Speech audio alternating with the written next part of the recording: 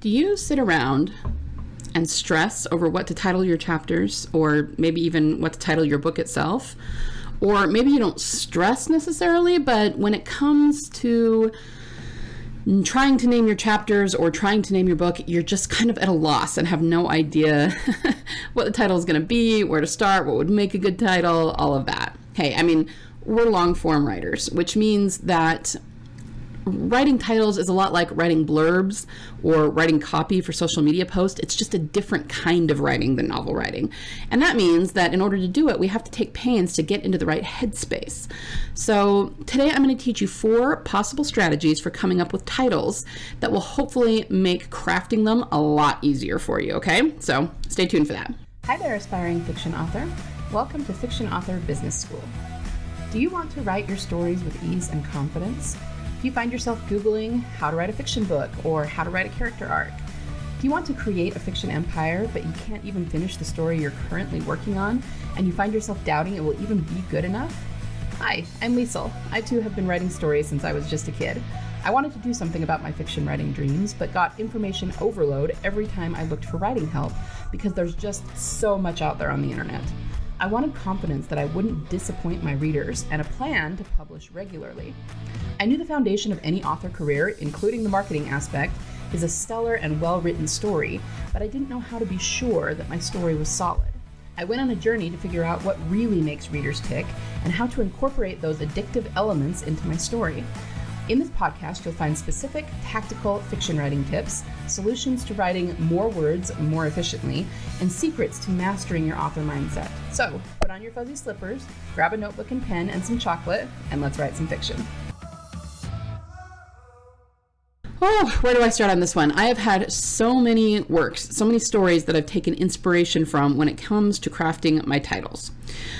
Maybe I should start by just giving a disclaimer that you can craft your titles however you want, okay? These are just suggestions. They're possible strategies that I use, and I've found them to be really effective. But if you don't like them, don't use them. You know, there's literally no rhyme or reason or rules to how to title your chapters or even your books. You can do whatever you want, okay? With titling your books, there is a little bit of maybe you should use genre-specific words, but beyond that, same thing. Like, you can do whatever you want. You know, nobody's going to say you must use this format for your title. No, I mean, do whatever you want, okay?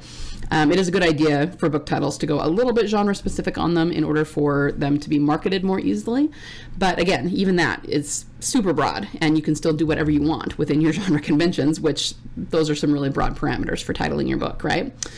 Okay, so I will say that naming your chapters or your book arbitrarily based on plot, or, you know, for the chapters, just calling them chapter 1, chapter 2, it's not the best way to engage your audience. Now, I'm not bashing that particular approach to it. I have plenty of books, especially my early ones, where the chapters are just called chapter 1, chapter 2. Okay, so not trying to be a hypocrite here, and I'm not saying that's a bad idea, but again, you can use your chapter titles to engage your audience. So if you're just titling them really generically, you're kind of missing an opportunity there, okay? There are some stories and even some genres where you may not want to name your titles. I mean, you will have to look at your genre conventions for that.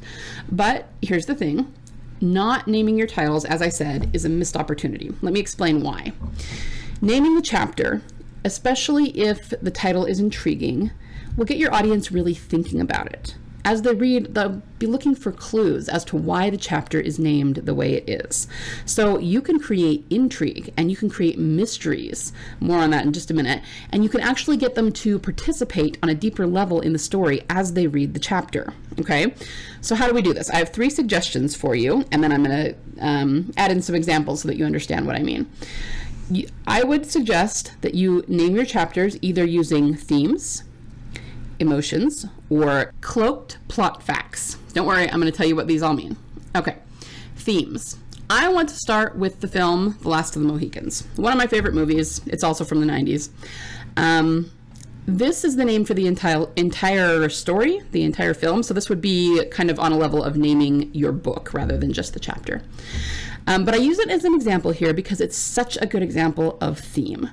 The name for the film comes from something one of the relatively minor characters says right at the end, okay? It's about the Mohicans is a Native American tribe that is disappearing. There are not very many people left of that tribe. And near the end, one of them, his name is Chingachgook, says this. He says he's the last one, basically. He says, I, Chingachgook, the last of the Mohicans. And that is why the film is called that.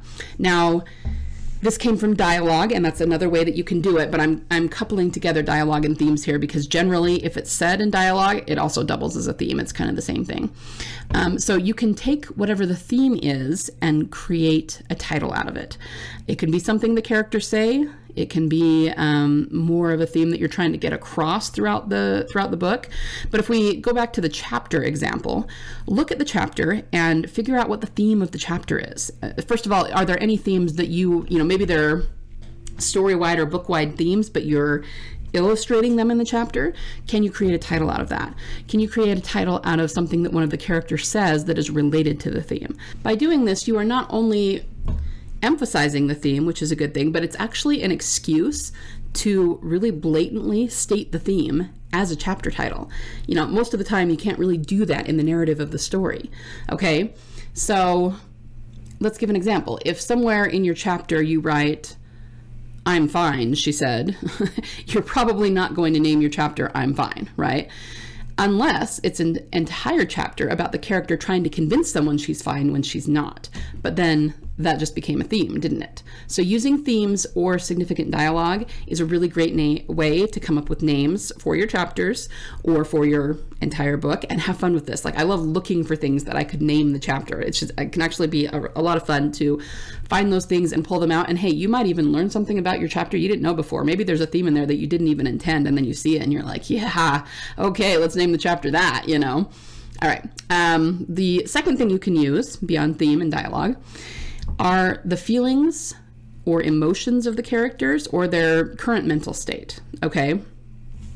I remember reading Twilight a long time ago, and there were some chapters, I honestly don't remember which book it was, it might have been the final book, where the book was actually sort of a quote, and I think it was supposed to be Jacob saying it, but he wasn't saying it out loud, he was saying it to himself, and I'm paraphrasing this because, like I said, it's been a long time since I read it, but it was something like, why did you do that? Oh, right, because I'm an idiot. Things like that. And that was the actual title of her chapter, was that little phrase that he was thinking to himself. It was funny, whether you like that or not, whether you think it's cheesy or genius, good or bad, it's not the point. The point is she's using the character's mental state where he's at in his head to title the chapter.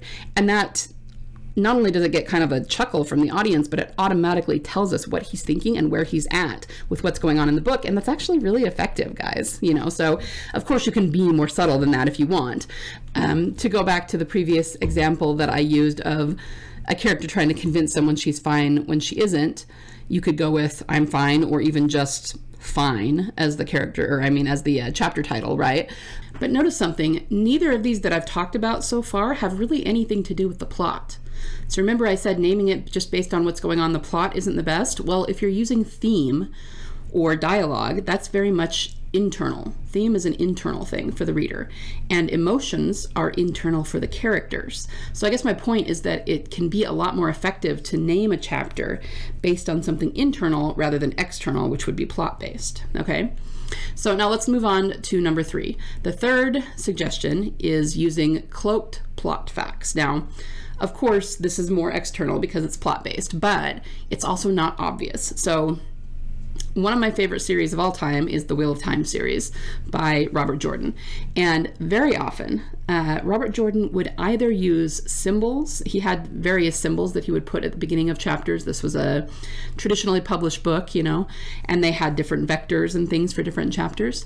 Or he would use the title to indicate that someone in the chapter was what he called a dark friend, which just means they're an enemy, they're working for the bad guys, they're kind of the minions.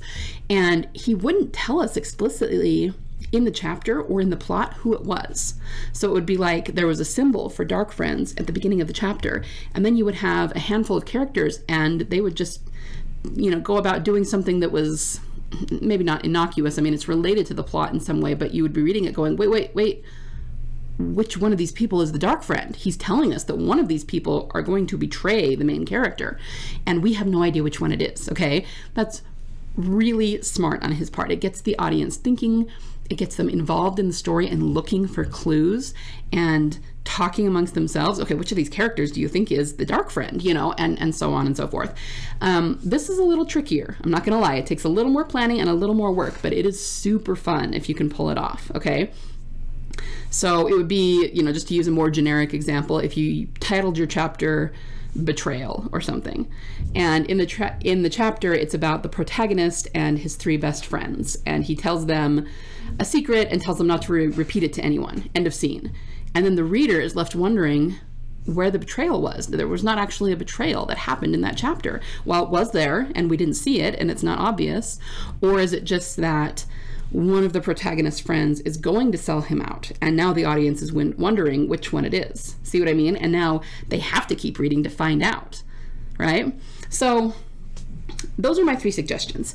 If you're having trouble titling either your chapters or your book at large, try using something internal like theme or the emotions or headspace that the character is in. Or if you're going to use something plot-based, make it intriguing. Make it a little bit of a mystery. Make it like suggestive of something that isn't obvious. That will very much get your reader involved in the story. It will get them thinking about things. It will get them to participate in a way that they wouldn't have if the chapters were just chapter 1, chapter 2, chapter 3. Okay? And again, once more, you can title your chapters however you want. You can really just call the chapter the one where Harry had a divination lesson. I mean, if that's what works best for you, then do that, and that's totally fine. But if you want to go above and beyond titling your chapters and getting your audience involved and engaged, then try one of these things, okay?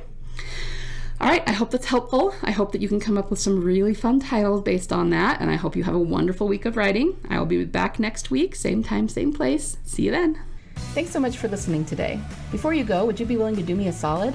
If you found any value at all in this episode today, would you be willing to share it with other authors just like you, in the hopes that they might find some value in it as well?